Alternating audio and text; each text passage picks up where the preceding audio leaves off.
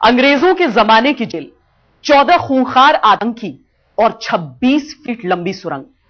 कहानी गुजरात के साबरमती की है। कैसे आतंकवादी फरार होने का प्लान बना रहे थे। यकीन मानिए यह कहानी सामने ना आती तो कुछ भी हो सकता था। जेल का मुंह सीधे गटर में खुलता और 14 आतंकवादी अपने सबसे बड़े मकसद में कामयाब हो जाते।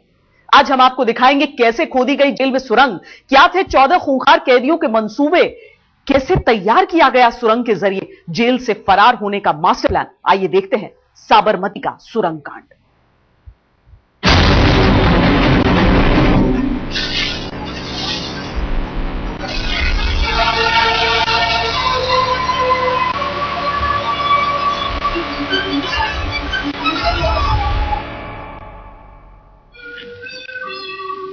साहब। हाँ हरिराम, क्या खबर लाए हो? साहब होशियार रहिए, जेल में सुरंग बनने वाली है। आओ, जेल में सुरंग? क्या हो गया? क्या कहा? हमारी जेल में सुरंग? यहाँ कैदी जेल में सुरंग बना रहे हैं। आओ, हम अंग्रेज के जमाने के जेलर हैं। हमारी जेल में सुरंग? सीन फिल्मी है, डायलॉग मशहूर, बस सच्चाई यह है कि इस फिल्म में कोई सुरंग नहीं बनी। मगर जो फिल्म शोले में नहीं हुआ वो अहमदाबाद की साबरमती जेल में हो गया और यहाँ के जेलर को इसकी भनक तक नहीं लगी।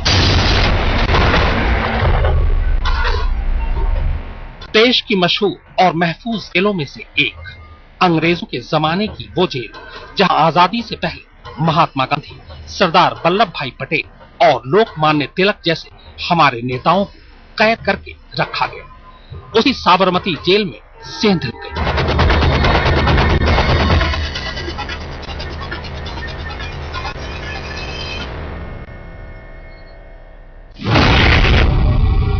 साबरमती जेल, जिसके बारे में अंग्रेजों के जमाने से यह कहावत चली आ रही है कि यह परिंदा भी अपनी मर्जी से नहीं मार सकता, उसी साबरमती जेल के शानदार इतिहास पर 14 कैदियों ने एक बदनुमा दाग लगा दिया है। इन खूंखार कैदियों ने जेल की चारदीवारी के अंदर हर उस सुरक्षा इंतजाम को ठेंगा दिखा दिया जिस पर यह जेल और उसके जेलर आज तक नाज करते आ रहे थे। जी हाँ, इस जेल में 14 कैदियों ने मिलकर 16 फीट गहरी और 26 फीट लंबी सुरंग खोद डाली। इन्हें अब बस 10 फीट गहरी सुरंग और खोदनी थी। उसके बाद बस एक धमाका होना था और फिर 14 के 14 कैदी फुर। मगर ऐसा हो न सका। आपने अब तक जेल की जंजीरों और सलाखों का लोहा देखा है जेलर साहब, कालिया की हिम्मत का फौलाद नहीं देखा। पहना दीजिए मुझे सर से पांव तक जंजीरें, चढ़वा दीजिए जमीन से लेकर आसमान तक लोहे की दीवारें। कालिया हर दीवार फांद के दिखा देगा जेलर साहब, हर जंजीर तोड़कर दिखा देगा, समझे? बेशक ये सीन भी फिल्मी है, लेकिन साबरमती जेल में 14 कैदियों ने जिस तरह से इसे आजमाया है उससे साफ हो गया है कि इसे असल जिंदगी में भी दोहराया जा सकता है। जाहिर है ये सारा काम एक दिन में मुमकिन नहीं है। कैदियों ने इसके लिए लंबी तैयारी की होगी। बहुत मुमकिन है कुछ लोगों ने इस काम में उनका साथ भी दिया होगा। तो जेल में बंद कैदी या खुद जेल कर्मचारी भी हो सकते हैं।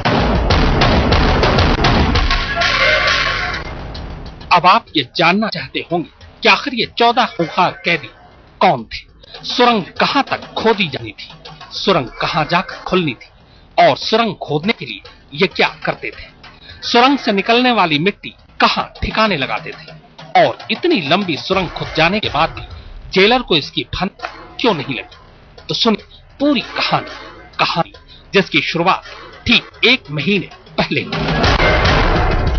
अहमदाबाद से गोपी मणियार के साथ आज तक ब्यूरो। 14 आतंकवादियों ने मिलकर अपना आतंकी दिमाग दौड़ाया, इतनी लंबी सुरंग खोद डाली और किसी को कानो कान खबर तक नहीं लगी। तो चलिए अब आपको सिलसिलेवार बताते हैं कि आखिर इन खूंखार कैदियों ने इतनी लंबी सुरंग कैसे खोद डाली और इस सुरंग के मुंह पर पहुंचने के बाद उन्हें क्यों धमाका करना था।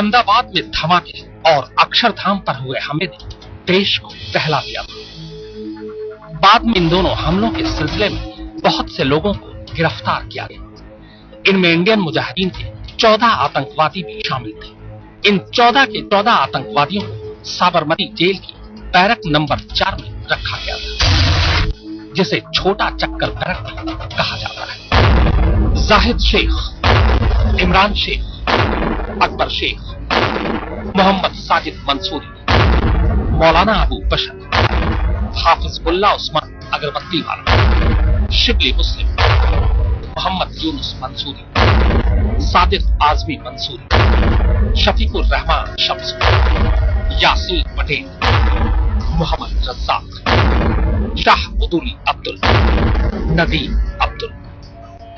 बैरक नंबर 4 में बंद इन 14 आतंकवादियों में से हाफिज उस्मान अगरबत्ती वाला सिविल इंजीनियर है। उस्मान ने ही सबसे पहले सुरंग खोदने का आइडिया दिया। जेल सूत्रों के मुताबिक ये कैदी कई महीनों से जेल के बारे में हर छोटी बड़ी जानकारी इकट्ठा कर रहे थे। इसी दौरान उन्हें पता चला कि जेल में ठीक उनके बैरक के करीब 28 फीट नीचे एक गटर है जो सीधे जेल के बाहर निकलता है। अगर गटर तक किसी तरह पहुंच जाया जाए तो बाहर निकला जा सकता है, पर गटर तक पहुंचने के बाद भी एक मसला था। मसला ये कि गटर की पूरी लाइन कंक्रीट सीमेंट की बनी हुई है और उसे तोड़ने के लिए वैसा औजार या हथियार बैरक में मौजूद नहीं था।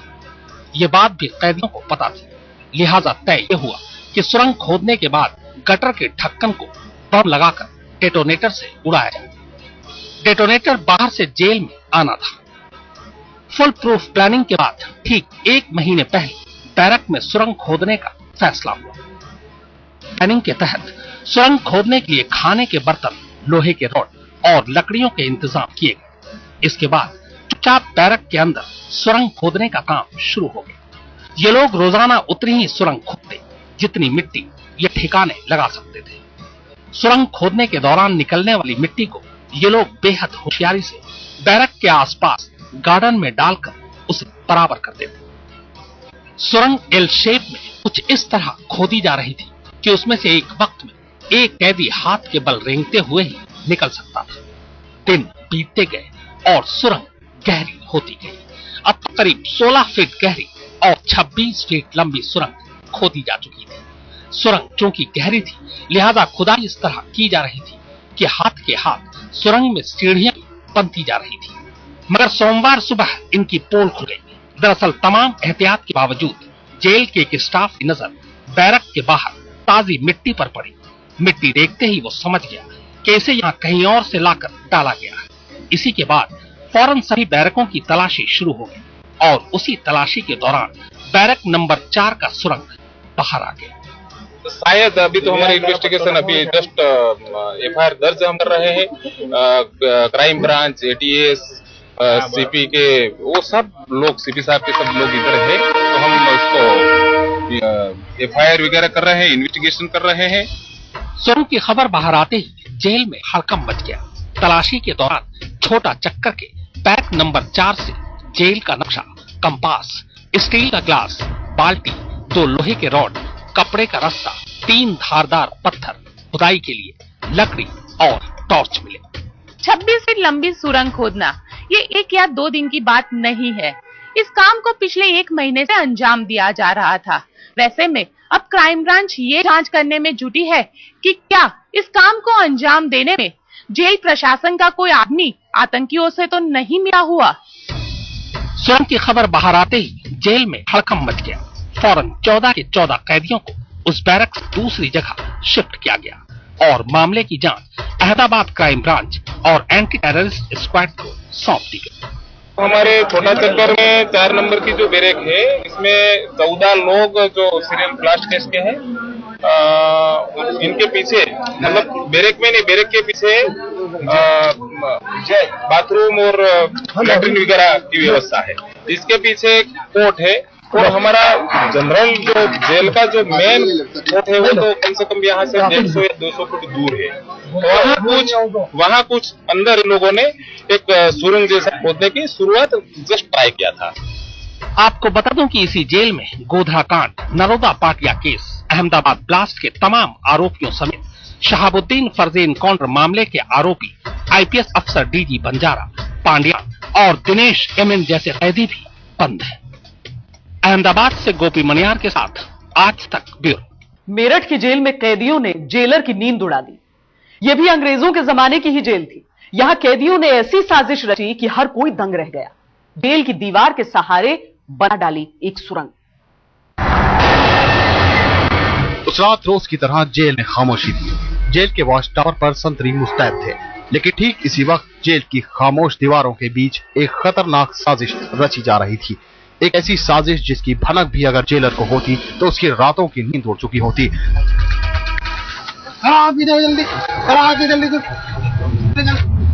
जेल की दीवार से सटे बैठे कैदी अचानक फुर्ती से उठ बैठते हैं। उनके हाथों में जेल में मिलने वाले खाने की थालियां और प्लेटें हैं। फिर शुरू होती है मिट्टी की खुदाई।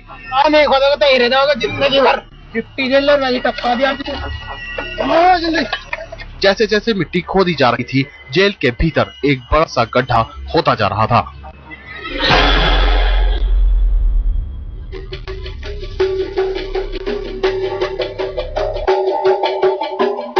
तारीख 27 अक्टूबर 2007। जेल सुपरिंटेंडेंट एसके श्रीवास्तव जेल की गश्त पर थे कि अचानक उनके हाथों की छड़ी एक जगह जमीन में धंस गई। फिर क्या था, उनका माथा ठनका और तजी खुदी इस मिट्टी से बनी लकीर के साथ साथ चलते हुए वो जेल की बैरक नंबर 17 तक पहुंच गए। इस बैरक के बाथरूम के नजदीक उन्हें एक बड़ा सा गड्ढा नजर आया।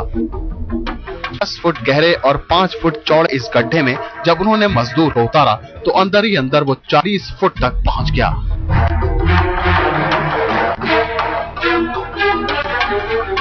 ये कोई आम रास्ता नहीं था, बल्कि एक सुरंग थी जो कैदियों की बैरक से शुरू होकर जेल की बाहरी दीवार तक जा पहुंची थी।